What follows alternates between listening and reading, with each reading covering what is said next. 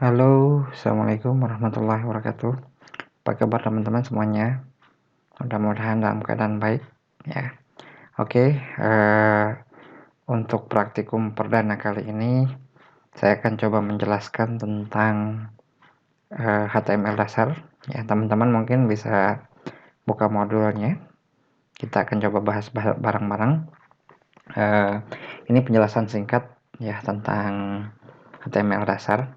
Nanti teman-teman silahkan mengeksplor sendiri untuk sejauh mana mengetahui tentang materi di modul 1.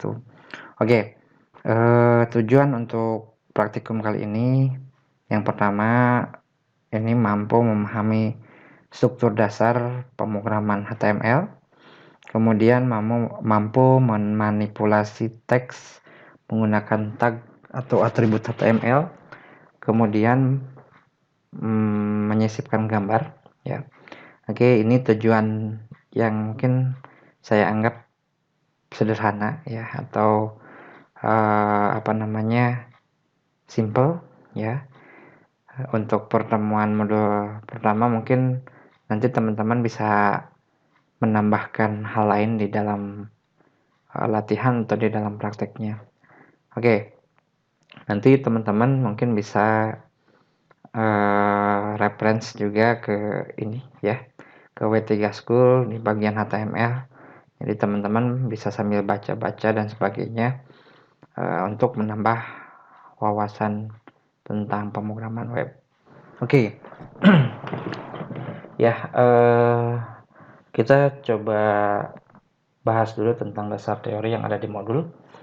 Ya, jadi kalau teman-teman baca di sini ada HTML, ya mungkin teman-teman bisa bacalah bla bla bla bla bla dan sebagainya. Oke, tapi intinya di dalam HTML ini adalah sebuah bahasa pemrograman yang akan dieksekusi oleh web browser. Biasanya untuk HTML ini atau Hypertext Markup Language ini biasanya berekstensi HTML atau .htm ya. Oke, untuk selanjutnya kita akan bahas tentang format halaman. Oke, kalau kita baca sekilas ya, di sini ada beberapa hal yang teman-teman mungkin ya harus kerjakan. Nanti teman-teman di sini salah satunya ada pretest ya, mungkin nanti teman-teman harus mengisi pretestnya, kemudian yang sudah disediakan. Di sini saya coba. Oke, di sini ada pretest modul 1 dan sebagainya. Nah, di sini kalau kita lihat untuk mengisi silahkan klik ya pretest, kemudian isi jawabannya dan sebagainya. Nanti saya kasih waktu sekitar 20 menit untuk mengerjakan ya, mungkin teman-teman bisa lebih cepat untuk mengerjakan. Oke, kemudian masuk ke dalam praktikum ya, teman-teman mungkin apa yang sudah disampaikan di grup, teman-teman bisa menggunakan tool ya, salah satunya bisa menggunakan ini Notepad++, atau mungkin bisa menggunakan via online. Nanti saya sudah siapkan linknya, nanti teman-teman tinggal menghapus saja untuk konten yang ada di sini ya. Misalkan kita akan coba mengganti salah satu tagnya ya. Oke, saya coba skip dulu. Oke, saya coba hapus misalkan. Oke, misalkan saya ganti misalkan ini adalah contoh ya. Oke, kemudian teman-teman tinggal run. Nanti hasilnya bisa teman-teman langsung screenshot, kemudian upload di hasil praktikum ya. Oke, di sini mungkin cukup sederhana. Jadi teman-teman bisa menggunakan via mobile juga, jadi tanpa menggunakan desktop ya. Kalau misalkan ini ya bagi yang tidak punya laptop, untuk web 1 masih bisa menggunakan yang namanya mobile phone atau smartphone. Oke, kemudian teman-teman juga nanti mengerjakan tugas ya. Untuk tugas di sini karena sebelum tugas di sini ada post test ya. Tapi di sini ada kekurangan, mohon maaf belum saya tambahkan. Nanti saya tambahkan untuk post testnya hasilnya. Silahkan upload ya, teman-teman upload baik screenshot atau kode programnya. Oke, kemudian ada tugas ya. Tugas nanti saya kasih waktu untuk pengerjaan 1 minggu. Di dalam pelaksanaan praktikum online ini karena kita ada pandemi COVID ya, mungkin teman-teman tidak akan saya bebankan untuk membuat sebuah laporan ya, tetapi cukup mengerjakan hasil praktikum, kemudian hasilnya di-upload, kemudian mengerjakan pretest atau post-test atau tugasnya itu di-upload. Jadi penilaiannya itu dari hasil yang Anda kerjakan. Oke, kita mulai untuk praktikumnya. Jadi di sini tadi dasar teori sedikit saya sudah jelaskan. Oke, kita bahas tentang format halaman. Oke, nah saya sudah membuat satu skema untuk penulisan HTML. Sebetulnya untuk skemanya teman-teman bisa lihat di sini ada doctype ya. Doctype HTML ini salah satu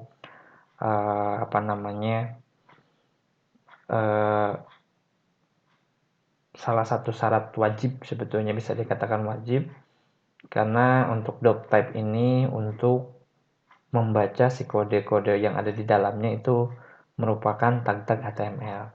Oke, ini merupakan standar W3C ya, atau World Wide Web Consortium ya, dimana ini sudah standar HTML5 seperti ini ya. Cukup tanda seru, kemudian doctype HTML. Kemudian dimulai di line kedua atau di baris kedua, yaitu HTML, di mana ada HTML pembuka dan ada HTML penutup yang ditutup dengan garis miring. Oke, kemudian ada head ya. Saya coba gambarkan struktur umumnya dulu. Kemudian ada body. Oke, jadi di dalam HTML strukturnya cuma dua, yaitu ada head dan ada body. Di mana head ini biasanya berisikan untuk title ya. Untuk title, kemudian ada lagi untuk meta ya. Di sini ada meta atau link-link CSS dan sebagainya, atau di sini ada link ya.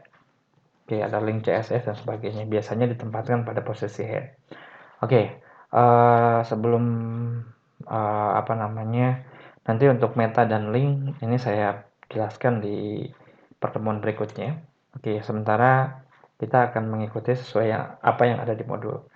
Oke, di sini sebelum ke praktek, di sini saya coba jelaskan dulu tentang format halaman atau apa-apa saja yang harus teman-teman lakukan.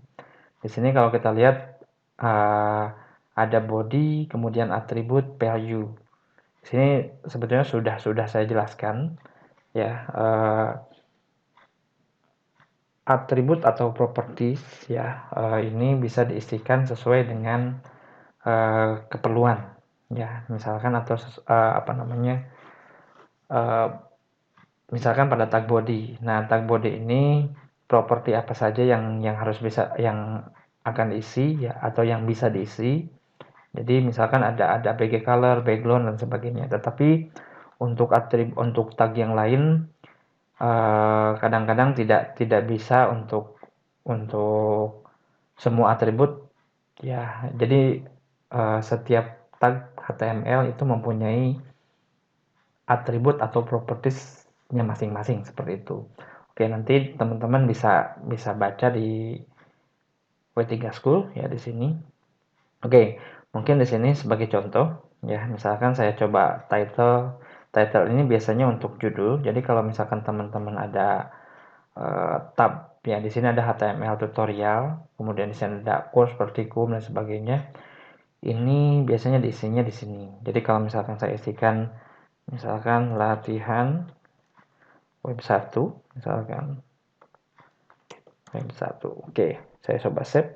Di sini saya sudah save dengan modul 1. Saya coba buka modul 1 di sini. Tadi saya simpan di dokumen. Ya, oke, kemudian web 1. Oke, di sini ada modul 11. Oke, saya coba buka. Nah, di sini ada latihan web 1. Oke, ini masih kosong karena kontennya belum terisi ya. Oke, selanjutnya kita akan coba mengisikan atribut di dalam tag body ya. Oke, di sini ada atribut atau properti yang akan kita isikan. Di sini ada beberapa sampel yang akan kita isikan. Contohnya ada BG color. Jadi di sini untuk menentukan background. Nah, di sini atributnya adalah PG color, kemudian value-nya atau isinya kita sesuaikan dengan warna atau heksadesimal. Mungkin teman-teman bisa lihat di W3 School. Di sini ada color picture. Mungkin saya coba buka. Oke, jadi teman-teman bisa melihat warna-warna. Misalkan ada red ya. Biasanya untuk warna itu mempunyai yang bisa kita tuliskan di dalam HTML ya. Yang pertama ada nama warnanya, misalkan warna merah menggunakan warna tulisannya red. Ya, ini bahasa Inggris. Kemudian di sini ada heksadesimal, kemudian ada RGB dan ada HSL. Jadi teman-teman lebih condong atau lebih enaknya kemana? Nah, biasanya kalau untuk warna yang bervarian ya, itu biasanya saya menggunakan warna heksadesimal seperti ini. Jadi di sini ada beberapa warna ya, mulai dari warna merah misalkan. Ini mulai dari mulai dari warna merahnya ya di sini. Kemudian sampai dengan persentasenya mulai dari 0, ya 0 itu sudah pasti warna hitam, atau yang paling tinggi itu ke warna putih. Jadi semakin tinggi persentasenya maka semakin pudar warna merahnya, seperti itu. Oke, saya coba masukkan di sini. Untuk atributnya adalah BG color. Nah, teman-teman bisa menggunakan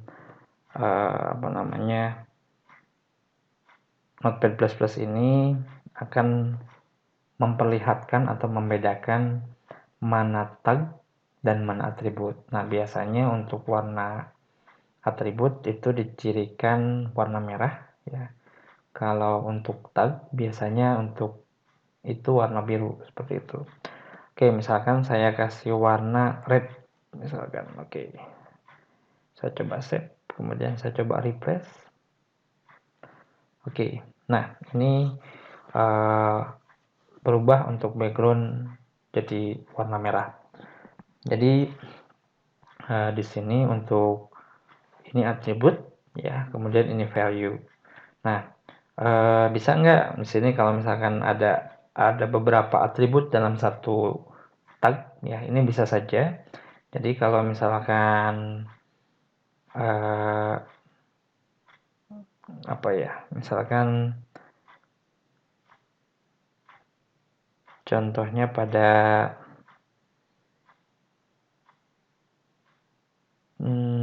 di sini ada di sini kurang lengkap, mohon maaf. Oke, contoh misalkan atributnya kita lihat di W3 School. Di sini ada HTML atribut. Oke, di sini banyak sekali teman-teman bisa memilih untuk tag-tag atribut yang cocok untuk body.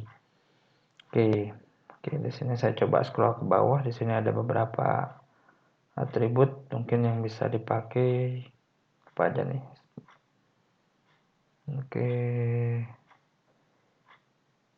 Oke, misalkan saya coba contohkan di sini allegiance, misalkan posisi ya.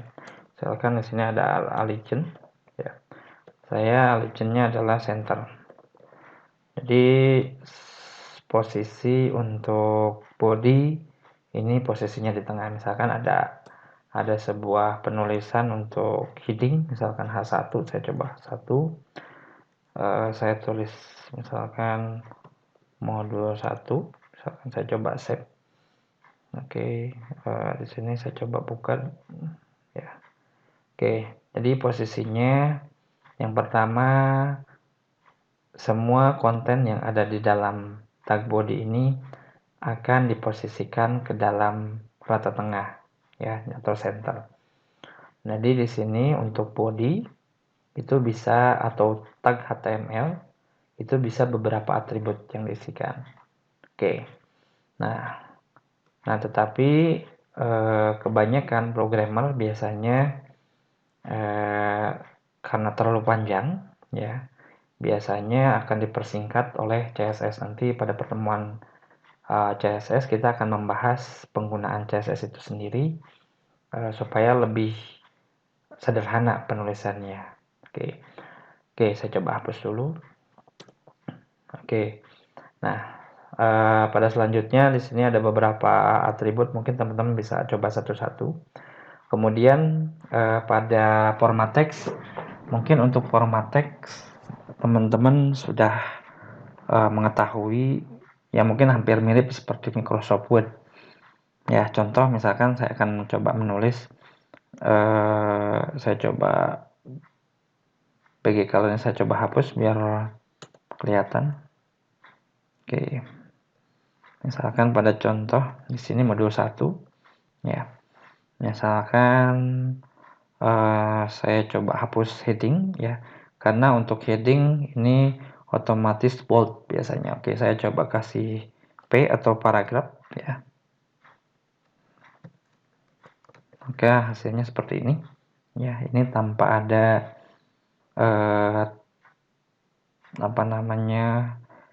sentuhan atau bold atau tanda tulisan miring dan sebagainya.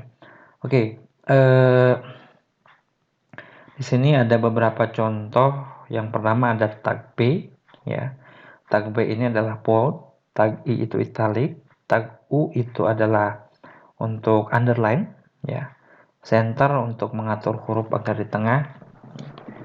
Sebelum center di sini ada H1 sampai dengan H6. Ya, ini biasanya untuk huruf judul biasanya. Oke. Untuk H1 misalkan saya sebelum ke H1 saya coba tulis huruf B dulu. Oke, tag B ini saya gunakan. Oke, di sini ada bentuk tebal ya. Kemudian ada underline ya. Sebetulnya untuk format teks ini masih banyak ya. Teman-teman bisa buka di di atribut. Oke, kita coba cari yang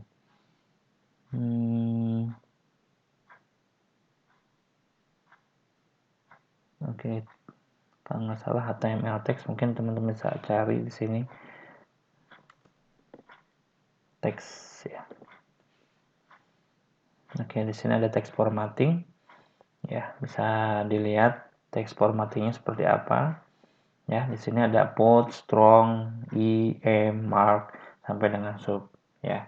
Jadi teman-teman bisa referensi ke W3 School juga ya.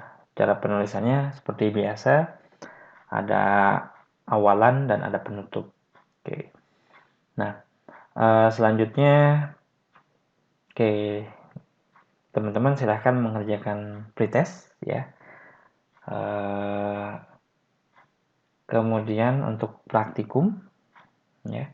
Untuk praktikum silahkan teman-teman lakukan seperti yang tadi di awal. Teman-teman bisa menggunakan Notepad++, kemudian upload hasilnya, kemudian screenshot gambarnya, kemudian upload, atau bisa menggunakan via mobile ya teman-teman.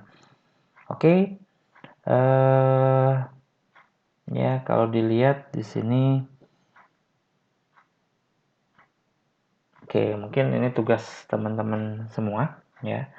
Mungkin untuk praktikum kali ini untuk awalan ya cukup sekian. Mungkin nanti kurang jelasnya nanti teman-teman bisa diskusi di grup ya, bisa di grup WA atau nanti saya buatkan grup di Ikhlas ya teman-teman supaya bisa memulai praktikum ini. Mohon maaf ya karena harap dimengerti karena ada pandemi teman-teman jadi harus belajar mandiri, jangan patah semangat. Insya Allah nanti setelah pandemi ini selesai ya kita akan terus learning ya. Insya Allah teman-teman saya coba ya minimal bisa membuat sebuah halaman website ya, itu untuk targeting saya. Jadi nanti ada beberapa tips trik bagaimana membuat sebuah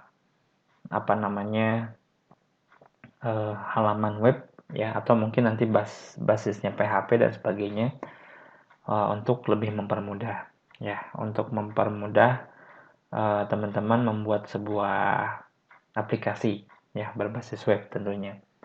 Oke, itu saja teman-teman. Silahkan dikerjakan untuk praktikumnya. Kemudian hasil-hasilnya silahkan upload ya. Upload nanti ada post test juga di sini ya. Hasilnya nanti diupload di sini. Untuk pengerjaan ya, yang bagi yang berhalangan atau bagi yang tidak bisa melakukan ikhlas, harap konfirmasi ke Aslab ya. Nanti untuk absensi tetap berjalan. Siapa yang mengerjakan dan sebagainya itu akan direkap oleh asisten lab. Oke, gitu aja teman-teman. Terima kasih atas perhatiannya. Saya tutup. Wabillahi taufiq wal hidayah. Assalamualaikum warahmatullahi wabarakatuh.